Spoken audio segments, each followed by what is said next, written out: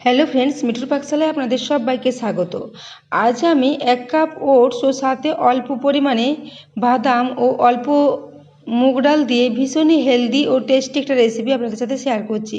এই জন্য প্রথমে গ্যাসে একটা ফ্রাই প্যান বসিয়ে দিয়েছি, তাতে 1/4 কাপ পরিমাণে এখানে বাদাম নিয়েছি। বাদামটাকে একটু ভেজে নিলাম। বাদামটার খোসাটা যখন উঠে আসবে তখন বাদামটাকে একটা পাত্রে তুলে নেব, তারপর ওটাকে ঠান্ডা হওয়ার জন্য রেখে দিয়েছি। এদিকে আমি 1/4 কাপ পরিমাণে মুগ ডালও নিয়েছি। মুগ ডালটাকে 1 ঘন্টা আগে ভিজিয়ে রেখেছিলাম। ডালটা এখন খুব ভালো মতো ভিজে গেছে। এরপর ডালটা ধুয়ে পরিষ্কার করে নিয়েছি। এরপর এই মুগ ডালটাকে একটা মিক্সির জারের মধ্যে নিয়ে নিচ্ছি। মিক্সির জারের মধ্যে পুরো ডালটা নিয়ে নেব। তারপর এর সাথে খুব বেশি পরিমাণে একটু জল দিয়ে এটাকে বেশ ভালো করে পেস্ট তৈরি করে নেব।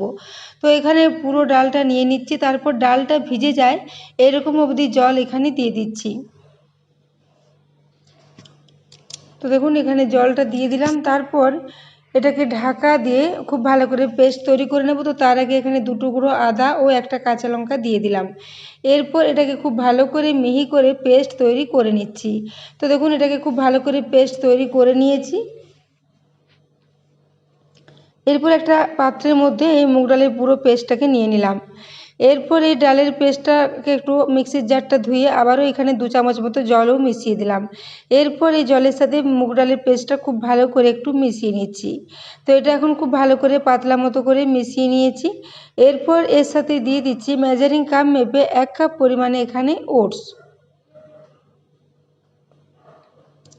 তো 1 কাপ পরিমাণে এখানে ওটস দিয়ে দিলাম। ওটসটা দিয়ে পর এই মুগ ডালের পেস্টের সাথে খুব ভালো করে মিশিয়ে নেব। তো এখানে আমি এখনও পর্যন্ত প্রায় 1/4 কাপ পরিমাণে জলের ব্যবহার করেছি। তো দেখুন এটাকে খুব ভালো করে একটু মিশিয়ে নিচ্ছি।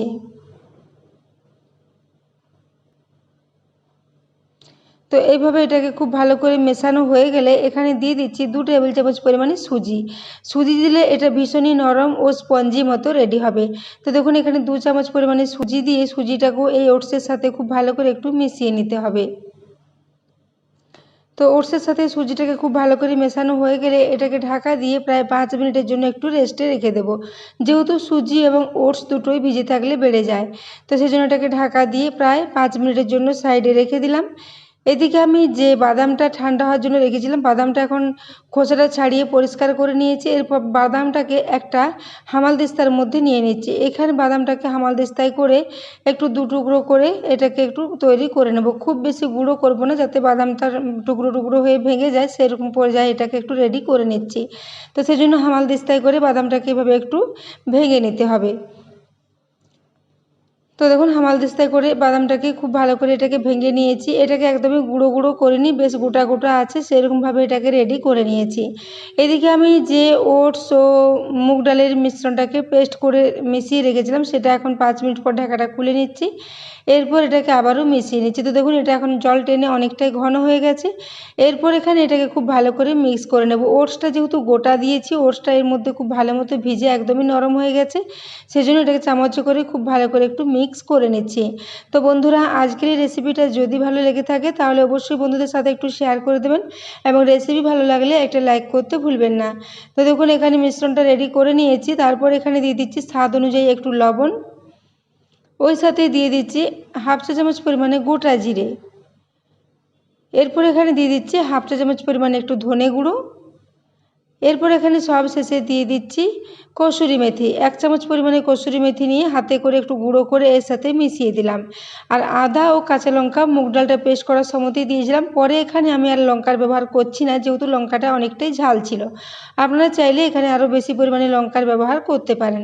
তো দেখুন আমি সমস্ত কিছু দিয়ে খুব ভালো করে এর সাথে একটু মিশিয়ে নিচ্ছি, যাতে মশলাটা এই পেস্টের সাথে খুব ভালো করে মিশে যায়। তো সব শেষে এখানে দিয়ে দিচ্ছি প্রায় 1/4 টিস্পুন পরিমাণে একটু বেকিং সোডা। বেকিং সোডাটা দেওয়ার পরেও এখানে প্রায় 2 চামচ মতো একটু জল দিয়ে দিলাম। তারপরে বেকিং সোডাটাকে খুব ভালো করে মিশিয়ে নিচ্ছি।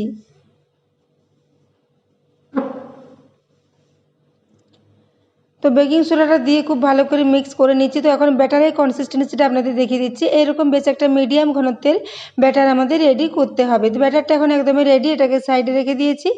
এদিকে গ্যাসে একটা তাওয়া বসিয়ে দিয়েছি, তাতে এখানে 2 চা চামচ পরিমাণে ঘি নিয়ে নিচ্ছি। ঘিটাকে এই তাওয়ার চারিদিকে খুব ভালো করে একটু মিশিয়ে নিতে হবে। তো সেজন্য আমি হাতার সাহায্যে ঘিটাকে এই তাওয়ার চারিদিকে খুব ভালো করে মাখিয়ে নিয়েছি। এরপর ওই যে পেস্টটা তৈরি করে রেখেছি ওখান থেকে প্রায় 2 চামচ করে পেস্ট নেব, আর ছোট্ট ছোট প্যানকেকের মতো করে এগুলোকে রেডি করে নিচ্ছি। তো বন্ধুরা, আজকে আমি একটা ওটসের ভীষণই হেলদি প্যানকেকের রেসিপি আপনাদের সাথে শেয়ার করেছি। রেসিপিটা যদি ভালো লেগে থাকে তাহলে অবশ্যই বন্ধুদের সাথে একটু শেয়ার করবেন, এবং রেসিপি ভালো লাগলে একটা অবশ্যই সাবস্ক্রাইব করে আমার পাশে থাকবেন। সাবস্ক্রাইব করে বেল আইকনটি প্রেস করতে ভুলবেন না, তাহলে আমি যে কোনো নোটিফিকেশানে ছাড়ি না কেন তো সবার আগে আপনার কাছে পৌঁছে যাবে। তো দেখুন, এখানে 2 চামচ করে দিয়ে এটাকে এভাবে ছোট্ট ছোট প্যানকেকের মতো করে দিয়ে রেডি করে নিচ্ছি। তো এইভাবে 2 চামচ করে দিয়ে এটাকে একটু গোল গোল করে রেডি করে নিলাম। তারপর ওই যে বাদামটাকে আধ ভাঙা অবস্থায় রেডি করে রেখেছি ওই বাদামের টুকরোগুলো ওপর থেকে এখানে দিয়ে দেব।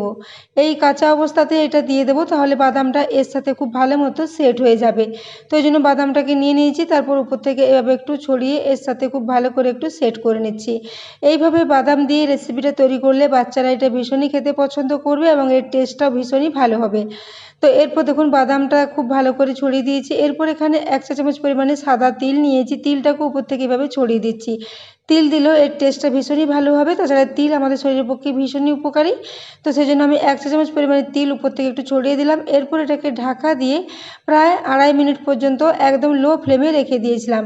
তো 2.5 মিনিট পর ঢাকাটা খুলে নিচ্ছি। তো দেখুন এখন উপরটা পর্যন্ত খুব ভালো মতো শুকিয়ে গেছে। এরপর আবারও 1/2 চা চামচ পরিমাণে ঘি নিয়ে উপর থেকে এভাবে একটু ছড়িয়ে দিচ্ছি। তো ঘিটা দেওয়ার পর এগুলোকে উল্টে দেব। তো দেখুন এভাবে উল্টে দিচ্ছি। উল্টে দেওয়ার পরও এগুলোকে প্রায় 1 থেকে 1.5 মিনিটের জন্য একদম লো ফ্লেমে আবারও ঢাকা দিয়ে রেখে দেবো, যাতে নিচের দিকটাও খুব ভালো মতো ফ্রাই হয়ে যায়। তো এই জন্য উল্টে দেওয়ার পর আমি আবারও এটাকে ঢাকা দিয়ে 1 থেকে 1.5 মিনিটের জন্য রেখে দিচ্ছি।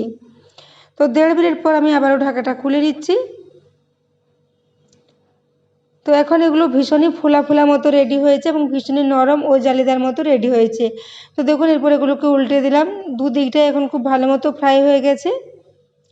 এগুলো হতে প্রায় 4 থেকে 5 মিনিট মতো সময় লাগবে, তার মধ্যেই ভীষণই ভালো মতো রেডি হয়ে যাবে। তো দেখুন এখানে প্রথম ব্যাচের এই প্যানকেকগুলো একদমই রেডি হয়ে গেছে। এরপর এগুলোকে একটা প্লেটে তুলে নিচ্ছি। তো এইভাবে 2 ব্যাচে করে আমি এগুলোকে রেডি করে নেব। তো বন্ধুরা, আজকের এই রেসিপিটা অবশ্যই বাড়িতে একবার ট্রাই করবেন। এটা ভীষণই হেলদি এবং ভীষণই টেস্টি একটা রেসিপি, এবং খুবই সহজ পদ্ধতিতে খুবই চটজলদি এটা রেডি হয়ে যায়, একদমই খুব বেশি সময় লাগে না। তো দেখুন এখানে প্রথমে 3টে রেডি করে নিয়েছি, পরে আবারও 3টে একই রকমভাবে রেডি করে নিচ্ছি। তো এই জন্য ব্যাটারটাকে প্রথমে 2 চামচ করে দিয়ে দিচ্ছি, এভাবে ছোট্ট ছোট প্যানকেকের মতো করে এগুলোকে একটু ছড়িয়ে নিচ্ছি।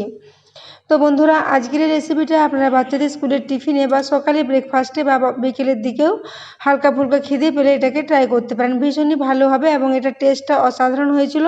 বাদাম দেওয়ার জন্য এর টেস্টটা ভীষণই ভালো লাগবে এবং বাচ্চারা এরকম ধরনের রেসিপি ভীষণই পছন্দ করবে। তো দেখুন এরপর এখানেও আমি উপর থেকে বাদাম ও তিলটা ছড়িয়ে এটাকে ঢাকা দিয়ে একইভাবে এটাকে প্রায় 4 থেকে 5 মিনিট ধরে একটু রান্না করে নিয়েছি। তো দেখুন এটাও এখন খুব ভালো মতো রেডি হয়ে গেছে। এরপর সবগুলো একই সাথে নিয়ে একটা প্লেটে সাজিয়ে নিচ্ছি।